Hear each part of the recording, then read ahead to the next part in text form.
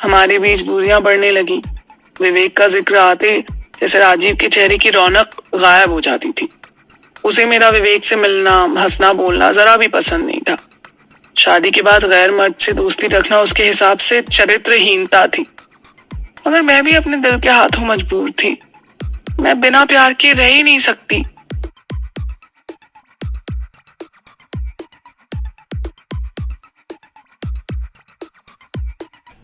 सांसों की जरूरत है जैसे जिंदगी के लिए, बस एक सनम चाहिए आशिकी के लिए। एफएम पर बजते आशिकी फिल्म के इस गाने ने मुझे बरबस ही तनु की याद दिला दी। वो जब भी किसी नए रिश्ते में पड़ती थी तो ये गाना गुनगुनाती थी। मन चली, तितली, फुल झड़ी और भी न जाने किन किन नामों से बुलाया करते थे लोग उसे। मगर वो तो जैसे चिकना घड़ा थी, किसी भी कमेंट का कोई असर नहीं पड़ता था उस पर। अपनी शर्तों पर अपने मन मुताबिक जीने वाली तनु लोगों को रहस्यमय लगती थी। मगर मैं जानती थी कि वो एक खुली किताब की तरह है। बस उसे पढ़ने और समझने के लिए थोड़े धीरज की जरूरत है। वो कहते हैं ना कि अच्छे दोस्त और अच्छी किताबें जरा देर से समझ में आते हैं। तनु के बारे में भी यही कहा जा सकता है कि वो जरा देर से समझ में आती है। तनु मेरी बचपन की सहेली थी।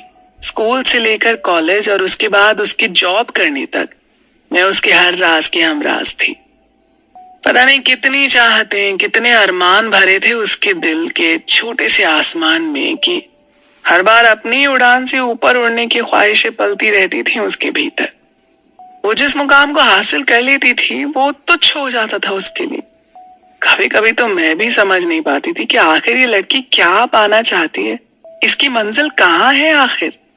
8वीं क्लास में जब पहली बार उसने मुझे बताया कि उसे हमारे क्लासमेट रवि से प्यार हो गया है तो मेरी समझ में नहीं आया कि मैं कैसे रिएक्ट करूं।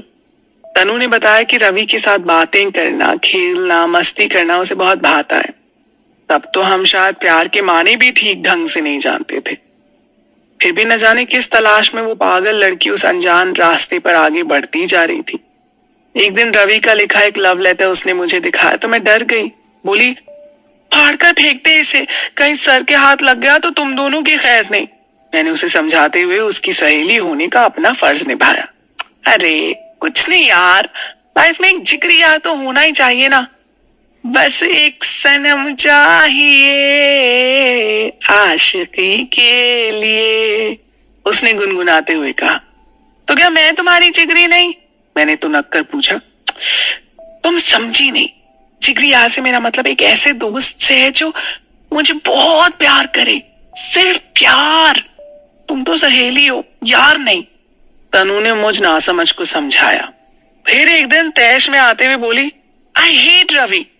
मैंने कारण पूछा तो उसने बताया कि आज सुबह गेम्स पीरियड में बैडमिंटन कोर्ट में उसने मुझे किस करने की कोशिश की।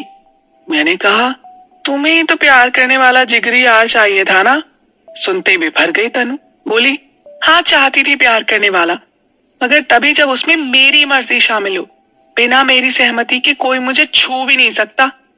कहते हुए उसने रवि के सारे लिखे लव लेटर्स फाड़ कर डस्टबिन के हवाले कर दिए और लापरवाही से हाथ झटक लिए।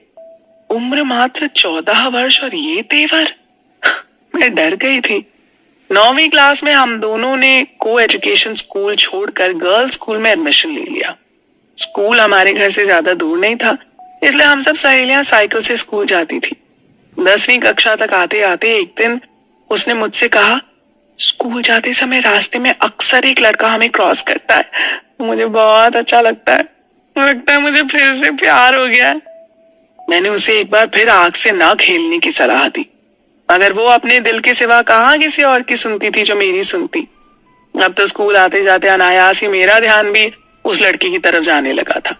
मैंने नोटिस किया कि आमने सामने क्रॉस करते समय तनु उस लड़के की तरफ भरपूर निगाहों से देखती है। वो लड़का भी प्यार भरी नजरें उस पर डालता है। स्कूल के मेन गेट में घुसने से पहले एक आखिरी बार तनु पीछे मुड़कर देखती थी और फिर वो लड़का वहां से चला जाता था। साल भर तक तो उन दोनों का ये आंखों वाला प्यार चला और फिर धीरे धीरे दोनों में प्रेम पत्रों का आदान प्रदान होने लगा। 1-2 बार छोटे मोटे गिफ्ट्स भी दिए थे दोनों ने एक दूसरे को। कई बार स्कूल के बाद कुछ देर रुककर दोनों बातें भी कर लेते थे। तनु पहले की तरह मुझे अपने सारे राज बताती थी। अब हम दोनों 12वीं क्लास में आ गए थे। मैंने एक दिन तनु से चुटकी ली, कब तक चलेगा तुम्हारा ये प्यार? तनु मुस्कुराकर बोली, जब तक प्यार सिर्फ प्यार रहेगा। जिस दिन इसकी निगाहें मेरे शरीर को टटोलने लगेंगी ना, वही हमारे रिश्ते का आखिरी दिन होगा। अरे यार, आशिकों का क्या है, रिक्शों की तरह होते हैं, एक बुलाओ तो कई आ जाते हैं। तनु ने बेहद लापरवाही से कहा। मैं उसकी बोल्डनेस देखकर हैरान थी। मैंने पूछा, तनु तुझे ये सब करते हुए डर नहीं लगता? इसमें डरने की क्या बात है? अगर ऐसा करके मेरा मन खुश रहता है तो मुझे खुश होने का पूरा हक है। और हाँ, ये लड़के लोग भी कहाँ डरते हैं, फिर मैं क्यों डरूं? क्या लड़कियों सिर्फ इसलिए? तनु थोड़ा सा गर्मा गई। मेरे पास उसके तर्कों के जवाब नहीं थे। उस दिन हमारी स्कूल की फेयरवेल पार्टी थी। हम सबको स्कूल के नियमानुसार साड़ी पहनकर आना था। तनु लाल बॉर्डर की ऑफ वाइट साड़ी में बहुत ही खूबसूरत लग रही थी। हम लोग हमेशा की तरह साइकिलों पर नहीं बल्कि टैक्सी से स्कूल गए थे। शाम को घर लौटते समय तनु ने मेरे कान में कहा, मैंने आज अपना रिश्ता खत्म कर लिया। मगर तुम तो हर वक्त मेरे साथ थी ना, फिर कब, कहां और कैसे उससे मिली? कब तुमने ये सब किया? मैंने आश्चर्य के साथ प्रश्नों की झड़ी लगा दी। अरे शांत शांत, जरा धीरे बोलो। तनु ने मुझे चुप रहने का इशारा किया और फिर बताने लगी। टैक्सी से उतरकर जब तुम सब स्कूल के अंदर जाने लगी थी, उसी वक्त मेरी साड़ी चप्पल में अटक गई थी, याद करो? हाँ हाँ, तुम पीछे रह गई थी, मैंने याद करते हुए कहा। जनाब वहीं खड़े थे टैक्सी की आड़ में। पहले तो मुझे जी भर के निहारा, फिर हाथ थामा और बिना मेरी इजाजत की परवाह किए मुझे बाहों में भर लिया। किस करने ही वाला था कि मैंने कस के एक लगा दिया। 5 उंगलियां छप गई होंगी गाल पर। तनु ने फुफकारते हुए कहा, अरे अब तुम ओवर रिएक्ट कर रही हो, इतना तो हक बनता है उसका। मैंने उसे समझाने की कोशिश की। नहीं, बिल्कुल नहीं, मेरे शरीर पर सिर्फ मेरा अधिकार है। तनु अब भी गुस्से में थी। उसके बाद परीक्षा, फिर छुट्टियां और रिजल्ट के बाद नया कॉलेज। वो स्कूल वाला लड़का कुछ दिन तो कॉलेज के रास्ते में दिखाई दिया, मगर तनु ने कोई रिस्पॉन्स नहीं दिया तो उसने भी अपना रास्ता बदल लिया। पता नहीं कैसी जुनूनी थी तनु। उसे प्यार तो चाहिए, मगर उसमें वासना का तनिक भी समावेश नहीं होना चाहिए। कॉलेज के 3 साल के सफर में उसने 3 दोस्त बनाए, हर साल एक नया दोस्त। मैं कई बार उसे समझाया करती थी कि किसी एक को लेकर सीरियस क्यों नहीं हो जाती, क्यों फूलों पर तितली की तरह मंडराती हो? फूलों पर मंडराना क्या सिर्फ भौरों का ही अधिकार है? तितलियों को भी उतना ही हक है कि अपनी पसंद के फूल का रस पिए। तनु ताव में आ जाती। तनु में एक खास बात थी, वो किसी रिश्ते में तब तक ही रहती थी जब तक सामने वाला अपनी मर्यादा में रहता। जहां उसने अपनी सीमा लांघी, वहीं वो तनु की नजरों में उतर जाता। तनु उससे किनारा करने में जरा भी वक्त नहीं लगाती। वो अक्सर मुझसे कहती थी, अपनी मर्जी से चाहे मैं अपना सब कुछ किसी को सौंप दूं, मगर मैं अपनी मर्जी के खिलाफ किसी को अपना हाथ भी नहीं पकड़ने दूंगी। कॉलेज के बाद जॉब भी लग गई। तनु अब तो अपने आप को लेकर सीरियस हो जा, कोई अच्छा सा लड़का देख और सेटल हो जा। मैंने एक दिन उससे कहा तो उसने मुझे बताया कि आजकल उसका अपने बॉस के साथ सीन चल रहा है। मेरी भोली दोस्त, तुम नहीं जानती इन लड़कों को, उंगली पकड़ाओ तो कलाई पकड़ने लगते हैं। अरे जरा सा गले लगाओ तो सीधे बिस्तर तक घुसने की कोशिश करते हैं। जिस दिन मुझे ऐसा लड़का मिलेगा जो मेरी हाँ के बावजूद खुद पर कंट्रोल रखेगा, उसी दिन मैं शादी के बारे में सोचूंगी। तनु ने कहा, तो फिर रहना जिंदगी भर कुमारी। ऐसा लड़का तो इस दुनिया में मिलने से रहा। इसके बाद कुछ ही महीनों में मेरी शादी हो गई। तनु ने भी जयपुर की अपनी पुरानी जॉब छोड़कर मुंबई की कंपनी ज्वाइन कर ली। कुछ समय तो हम एक दूसरे के संपर्क में रहे, फिर धीरे धीरे मैं अपनी गृहस्थी और बच्चे में बिजी होती चली गई और तनु दिल के किसी कोने में बस एक याद सी बनकर रह गई। आज इस गाने ने बरबस ही तनु की याद दिला दी। उसे बात करने को मन तड़पने लगा। पता नहीं उसे सनम मिला या नहीं। सोचते हुए मैंने पुरानी फोन डायरी से उसका नंबर देखकर डायल तो किया, लेकिन फोन स्विच ऑफ आ रहा था। क्या करूं, कहां ढूंढूं तनु को इतनी बड़ी दुनिया में? सोचते सोचते अचानक मेरे दिमाग की बत्ती जल गई और मैंने तुरंत लैपटॉप पर फेसबुक लॉगिन कर लिया। सर्च में तनु लिखते अनगिनत तनु नाम की आईडीज नजर आने लगी। कोने में एक जानी पहचानी शक्ल नजर आई। आईडी खंगाली तो मेरी ही तनु निकली। मैंने उसे फ्रेंड रिक्वेस्ट भेज दी। 2 दिन तक कोई रिस्पॉन्स नहीं आया, मगर तीसरे दिन इनबॉक्स में उसका मैसेज देखते ही मैं झूम उठी। उसने अपना मोबाइल नंबर लिखकर रात 8 बजे से पहले बात करने को कहा था। लगभग 7 बजे मैंने फोन किया। वो भी शायद मेरे ही फोन का इंतजार कर रही थी। फोन उठाते ही अपनी चिर परिचित शैली में चहककर बोली, हाय फ्रेंडी, कैसी हो? आज अचानक मेरी याद कैसे आ गई? बच्चे और जीजा जी से फुर्सत मिल गई क्या? अरे बाप रे बाप, इतने सारे सवाल, जरा सांस तो ले ले। मैंने हंसते हुए कहा। फिर उसे उस गाने की याद दिलाई जिसे वो अक्सर गुनगुनाया करती थी। सुनकर तनु जोर से खिलखिला उठी, कहने लगी,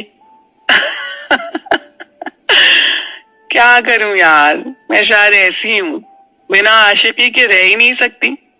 क्या अब तक आशिकी बदल रही है? तेरे मन मुताबिक कोई परमानेंट साथी नहीं मिला क्या? मैंने आश्चर्य से पूछा। अरे तुझे बताया नहीं क्या कभी? मैंने राजीव से शादी कर ली थी। तनु ने नए राज का खुलासा किया। हम मिले ही कब थे जो तुम मुझे बताती हैं? पर मैं बहुत खुश हूं, आखिर मेरी मेनका को विश्वामित्र मिल ही गया। मैंने अपनी खुशी जाहिर की।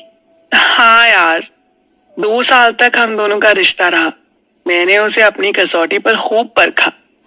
इसके लिए मैंने अपनी सीमाएं लांघकर उसे फुसलाने की बहुत कोशिश की, मगर वो नहीं फिसला। एक बार तो मुझे शक भी हुआ कि ये पुरुष है भी या नहीं। कोई लड़की इतनी लिफ्ट दे रही है और ये महाशय ब्रह्मचारी बने बैठे। तनु के शब्दों की गाड़ी चल पड़ी थी। मेरी भी दिलचस्पी अब उसकी बातों में बढ़ने लगी थी। अच्छा, फिर आगे क्या हुआ? मैंने पूछा। लगता है राजीव आ गया।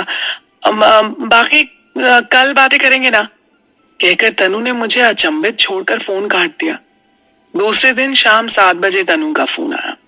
उसने कल के लिए सॉरी बोला और कहा, वो फोन काटने के लिए सॉरी, मगर हम दोनों ने ना डिसाइड कर रखा है कि घर आने के बाद अपना सारा समय सिर्फ एक दूसरे को ही देंगे। ये तो बहुत प्यारी बॉन्डिंग है तुम दोनों के बीच। खैर सॉरी वॉरी छोड़, तू आगे की स्टोरी बता। मैंने उसे याद दिलाया। अपनी बात आगे बढ़ाते हुए तनु कहने लगी, राजीव यूं तो मुझसे बहुत प्यार जताता था, मगर जब भी मैं उसे लिफ्ट देती थी वो मुझसे कहता कि दोस्ती तो ठीक है, मगर वो बिना शादी के जिस्मानी संबंध के पक्ष में नहीं है। वो ऐसे संबंध को अपनी होने वाली पत्नी के साथ विश्वासघात समझता है। तनु ने कहा। वेरी गुड, तुम्हें ऐसे ही तो साथी की तलाश थी। मैंने खुश होते हुए कहा। हाँ, और फिर हमने शादी कर ली। यानी हैप्पी एंडिंग। मैं उसके लिए खुश हो गई। नहीं, असली कहानी तो उसके बाद शुरू हुई। तनु थोड़ी झिझकी। अब क्या हुआ? क्या राजीव सचमुच पुरुष नहीं था? मेरा मन घबरा उठा। अरे वो पक्का पुरुष ही था, तनु ने कहा। वो कैसे? मैंने आशंकित होकर पूछा। हुआ यूं कि शादी के साल भर बाद ही मुझे बेचैनी होने लगी। आदतन मेरा मन किसी के प्यार के लिए तड़पने लगा। विवेक जो मेरे विभाग में नया आया था, मेरा मन उसकी तरफ खींचने लगा। उसका केयरिंग नेचर मुझे लुभाने लगा। ये बात भला एक पति और वो भी राजीव जैसे पुरुष को कैसे सहन हो सकती थी? तनु बोली। मगर क्यों? क्या राजीव के प्यार में कोई कमी थी? मैंने आशंकित होकर पूछा। अरे यार समझा कर, जब हम दोस्त को पति बना लेते हैं तो एक अच्छा दोस्त खो देते हैं। बहुत सी बातें ऐसी भी होती हैं जो हम पति से नहीं बल्कि एक दोस्त से ही कह सकते हैं। मेरे साथ भी यही हुआ। पता नहीं ये लड़के लोग शादी करने के बाद इतने पॉसेसिव क्यों हो जाते हैं? तनु धीरे धीरे खुल रही थी। अच्छा फिर क्या हुआ? मैंने आदतन जिज्ञासा से पूछा। होना क्या था, हमारे बीच दूरियां बढ़ने लगी। विवेक का जिक्र आते जैसे राजीव के चेहरे की रौनक गायब हो जाती थी। उसे मेरा विवेक से मिलना, हंसना, बोलना जरा भी पसंद नहीं था। शादी के बाद गैर मर्द से दोस्ती रखना उसके हिसाब से चरित्रहीनता थी। मगर मैं भी अपने दिल के हाथों मजबूर थी। मैं बिना प्यार के रह ही नहीं सकती, तनु ने कहा। फिर क्या? एक दिन मैंने राजीव का हाथ अपने हाथ में लेकर उससे पूछा कि दिल पर हाथ रख के बताओ कि जब हम दोस्त थे तब वो मेरे चरित्र के बारे में क्या सोचता था। उसने कहा कि उसने मुझ जैसे मजबूत इरादों वाली लड़की नहीं देखी थी और वो मेरी इसी खूबी पर मर मिटा था। बस फिर क्या था? मैंने उसे समझाया कि शादी से पहले जब मैं इतने लड़कों के साथ दोस्ती करके भी वर्जिन रही तो अब वो कैसे सोच सकता है कि मेरी दोस्ती में पवित्र भावना नहीं होगी? फिर क्या कहा राजीव ने? मेरी उत्सुकता बढ़ती जा रही थी। मैंने उसे यकीन दिलाया कि जिस वक्त मेरे किसी दोस्त का हाथ मेरे कंधे से नीचे सरकने लगेगा, मैं उसी क्षण हाथ झटक दूंगी।